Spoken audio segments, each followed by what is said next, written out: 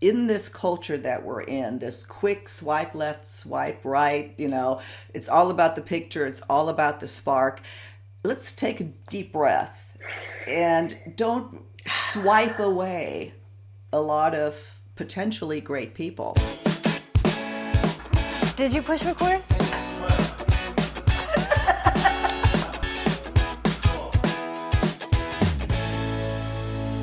Thank you so much for joining us again on Second Act TV. Happy to welcome Joni Caldwell Lerner back to Second Act, the motivational coach and life strategist. Joni, thanks so much for joining me again. I'm going to put you in my pocket. I love the way you say that, both the name and the title. But thank you. Thank you always for having me here. Joni, today's topic I think is perfect for our channel, for dating over 50. It's an article I found in Psychology Today, and it's about not feeling a first spark, or a spark on a first date, I should say, and then believing that there is no chemistry, that this isn't a match for you. And I thought that was really, really interesting. I want to talk with you about it. It's something I can certainly identify with. How about you? Well, yeah, definitely. And I actually worked with a healer many years ago, and she used to talk about to our girls, our teen girls, who of course were all boy crazy and they wanted to date and they wanted to fall in love and have butterflies. And she said, butterflies aren't necessarily a good thing. It indicates a disturbance. And I thought, well, isn't that interesting? So it may not be that is the best thing. And I think that developing an emotional intimacy, developing a communication, developing a friendship, those things are far more lasting and far more powerful in terms of relationship, no matter what age. Yeah, exactly. And before, our viewers, before you tune on, go, no, if there's no chemistry, I'm not going to go on. This author gives us 7 reasons. I'd like to discuss some of them that really make sense. And then the first one is you're attracted to the same type of partner repeatedly without success. What does that say? That is the first thing I would have said. Literally, I'm so glad that was number one. It's the first thing that I would have said. Listen, you may have had 4 relationships in a row where you had that, and you come up to that wall.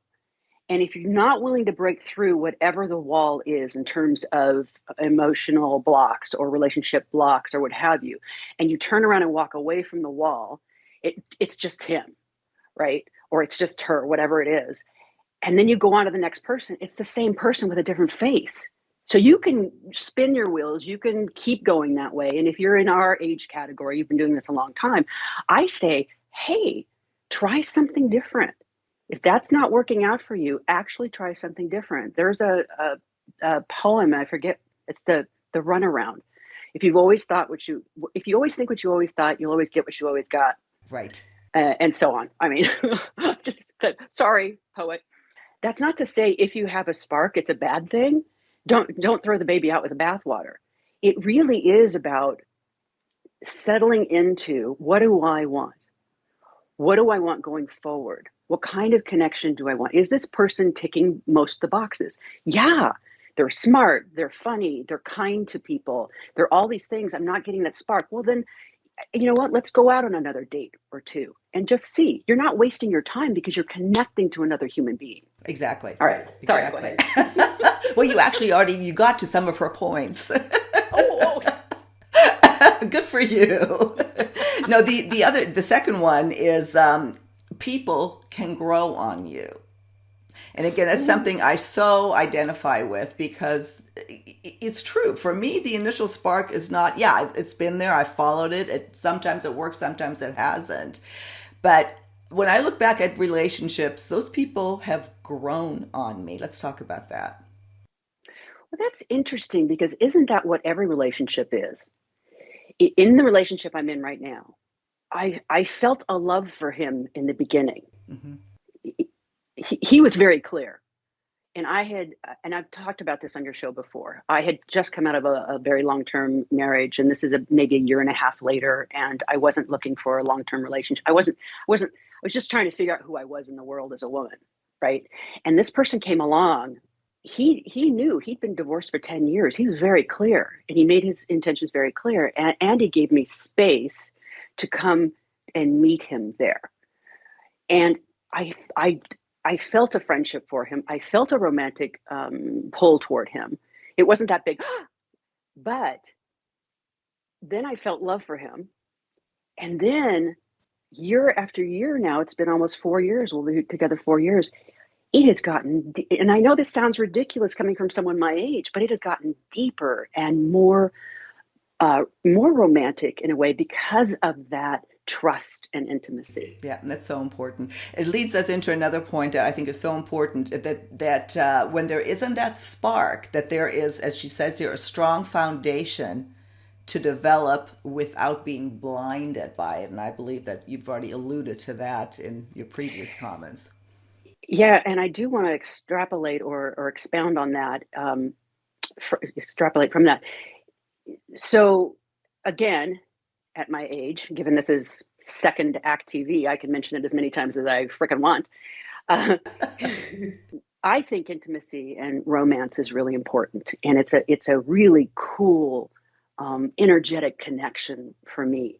But I don't have the same drive and hormones that I once had, and so we actually schedule it in, and I told him this is communication is freaking critical. I'm sorry if you're not communicating with your person in a loving and kind way and have that space to do that, then try and create it or figure out a way to do it. But I said to him, here's what I need from you. I really need to just lay here and look at you.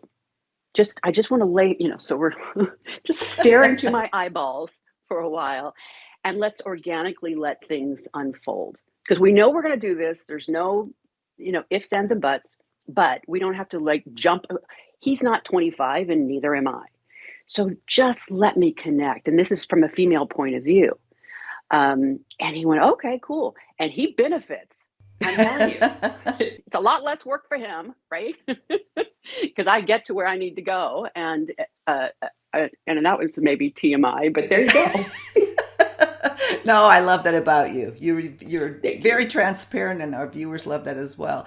Uh, yeah, exactly. You do. You start to develop and grow, and it's something that you don't take into consideration, especially when you're online dating and you're expecting that.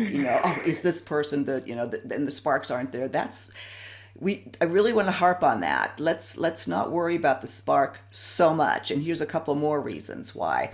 Well, one, you and she said that too. You could just be a slow burn person and don't realize it. There are people that are just wired to need to be friends first or need to have a connection before they can go on to a relationship. And for those people, the initial spark is really a hindrance. Here's what I do with relationship work. It's really fascinating. People don't realize this. We all have a different style, and there are many ways you can figure out what your style is. You can figure out what your love language is, but the Enneagram, for example, figure out what your style is. I have a 1 with a 7, and she's like, well, he just has to think about things. It just goes on, and then he changes his mind, and she's making him wrong in her head, like there's something incorrect about it. And I said, that's just his style. So your style is very direct, and you've got lists, and it's right or wrong, and you're justice in the American way, and control. And so the Enneagram will talk to you about what it looks like to be in balance and what it looks when you're out of balance, and you can work with that. So this is my new hat. Okay, Joni, we'll break for a minute. Okay, we're back. That's so funny. That's so funny. You know what? It's really cool though, because I mean, even if you left that in, this stuff happens in life. Right, exactly. I'm not going to be embarrassed. It's just like, you trip and you're like, did anyone see that? You get to a certain age, it's like, who cares? Painting on the head. Funny. Well, we're talking about, reasons why, if you don't feel the spark on the first date, why you should consider going on another date. And we're not saying that, if they're just red flags, that this person is rude or, obviously there's some reasons why you would not. But if you like everything else, but there just wasn't that, I'm madly in love. there are very good reasons to keep going on another date and seeing if this is something that can develop. And another one is that you may just, look at what did you bring to the first date, or what did this person? Maybe you were in a bad mood, they had a bad day. Even just consider that. That's interesting because what if you had a conversation with this new person and said, how did you feel the date went? Actually ask for feedback and be willing to hear it, and then say, here's how I felt about it. I thought you were really interesting. I thought you're a nice man. I think there's a lot in common in that kind of thing. And I agree with you. There wasn't that spark, but I don't know that it's not there. So I'm willing to go on another date. I don't know about you, but I find you interesting, and I don't think the time is wasted. So, Right, right. I'm open. Yeah, and another big one here, she has it as number 6, and you said that you share core values.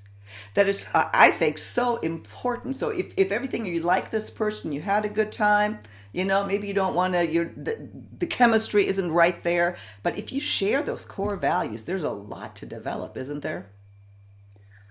I think there's nothing to develop if you don't, honestly.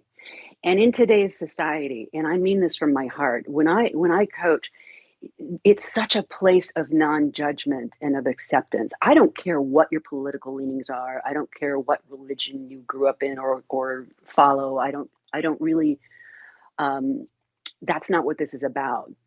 But if I'm going to date you, then they do need to be aligned because we're talking about a lasting friendship, relationship. Uh, and I think what do we call that? A deal breaker. Deal breaker. So yes, that's what I would say about that. Yeah, no, exactly. And again, I felt this segment is important because, again, online dating is so prevalent now. And it's really come down to pictures and that first date, that first spark. And so many people don't get past that first date. So maybe considering that, the spark not being there could actually be a good thing. I think, maybe it sounds counterintuitive, but I don't know. Maybe it can speak to someone. The last point here, I thought that was interesting too. That you actually might be trying to protect yourself from true intimacy. That you are so afraid of, Finding reasons. yeah, so afraid of getting Go. hurt again that you don't really necessarily want it to work. Finding reasons why not. There's a book called The Big Leap, which is written by Gay Hendricks. He's a best-selling author. He's written 40-something books, and he does relationship workshops with his wife, and just a brilliant, lovely man. He's in his 70s. And it's a concept called upper limiting, which is another way of saying self-sabotage, basically. And in this book, and it's sort of geared toward entrepreneurs, but it's true of life and relationships too. We tend to upper limit or sabotage ourselves in different areas based on one of 4 core beliefs learned in childhood. Basically, what is the one thing that we're doing to protect ourselves or to not succeed? So what do you need to change in your own psyche, in your own heart, in your own thinking and whatnot, such that you're not a victim? And you know how I feel about the whole victim perspective of life. It is very disempowering and it is very limiting. And so how do you get out of thinking that the world's doing it to me? It's just that there aren't any good men left. They all want one thing. Like, what are the beliefs Right. that are limiting you and holding you back? Because Silka doesn't feel that way. I don't feel that way. Maybe your best friend doesn't feel that way. But what is it that's keeping you in your box, your comfort zone? And do you even want to break out? Because you can.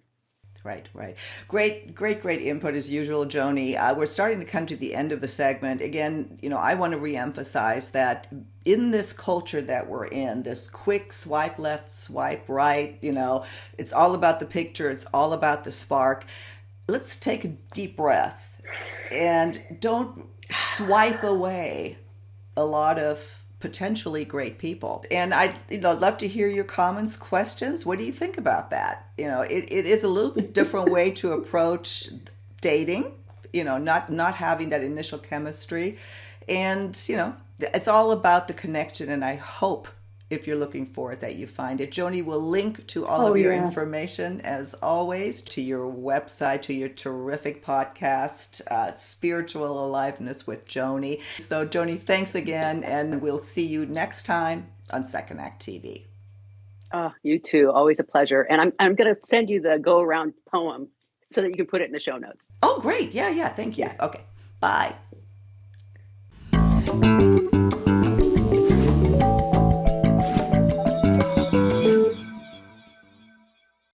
If you haven't done so already, please be sure to subscribe to our channel. The button is right here. Just click on through to YouTube, and when you see the little bell right next to the subscribe button, hit that too, and we'll notify you every time we launch a new video.